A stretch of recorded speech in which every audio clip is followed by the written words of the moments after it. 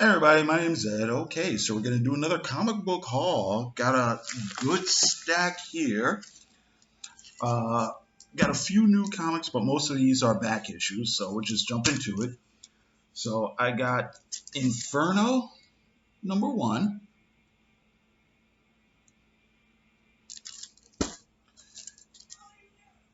X-Men #3,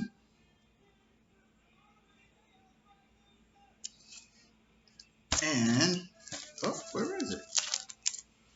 Oh, here.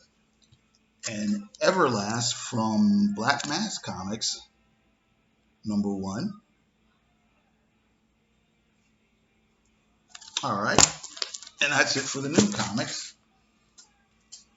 So here we go with the back issues. Here is Power Man #32. Luke Cage, Power Man #32. From, I think, 75 or 76. I know it's written by Don McGregor, and the art is by Frank Robbins. Okay. All right. Yeah, it's 1976. All right. Okay. Here's Body Bags 3 The Hard Way by Jason Pearson. Yep. Little less glare. Okay. Marvel Knights Doctor Strange #2.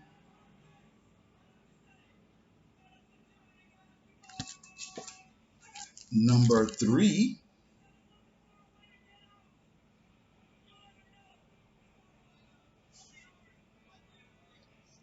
Okay. And then #4.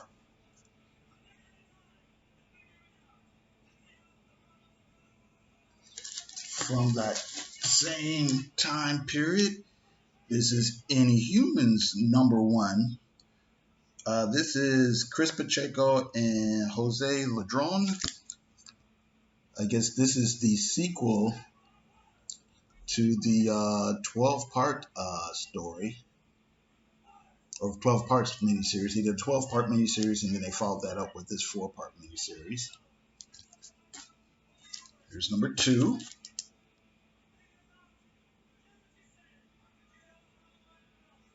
All right, and this I got. There is Green Lantern. I'm sorry, Green Lantern Corps 208. This is right after Crisis on Infinite Earths ended and the DC universe kind of rebooted. And I actually I kind of remember reading these right around the time they came out. But this is written by Steve Englehart and the art is by Joe Staton. So this is number 208, 209,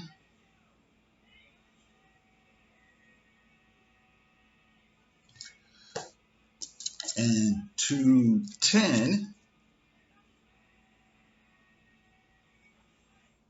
And this story loosely, it's not an actual crossover, but it very loosely leads into Justice League #2. This is the J.M. DeMatteis, Keith Giffen, Keith McGuire, Kevin McGuire, Keith McGuire,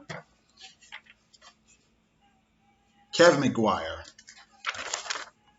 series. This is the infamous Wahaha Justice League. But this is #2.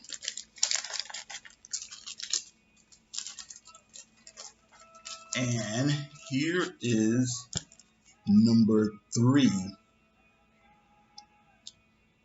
And this is really interesting because this is mid-late 80s, and these are very much tapping into the whole sort of Cold War politics at the time.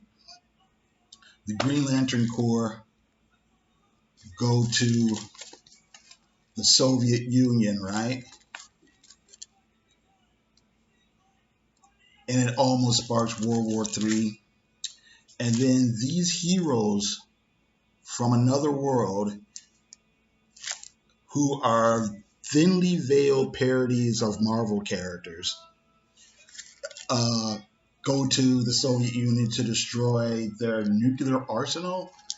And that almost leads into World War III as well.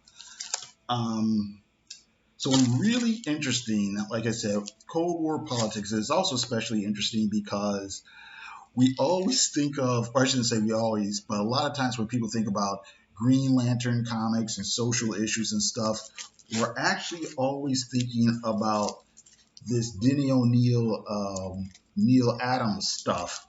And people forget, politics don't just go one way, So I think it might be interesting. I don't know when or if I'll ever get to it, but it might be an interesting thing to read all these and maybe do a video on one of these days. I don't know when I'll get to it, but I think that might be fun. And like I said, here are the 80s reprints of those early 70s stories. So this is number 2. This is actually a really, really cool Neil Adams cover here. This is the new cover, though, to the old comics.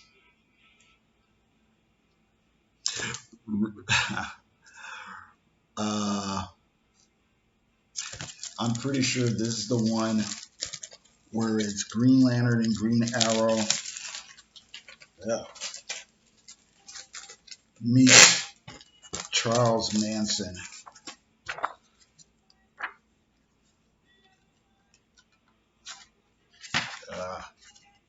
No, this isn't it. I'm sure this is it, though.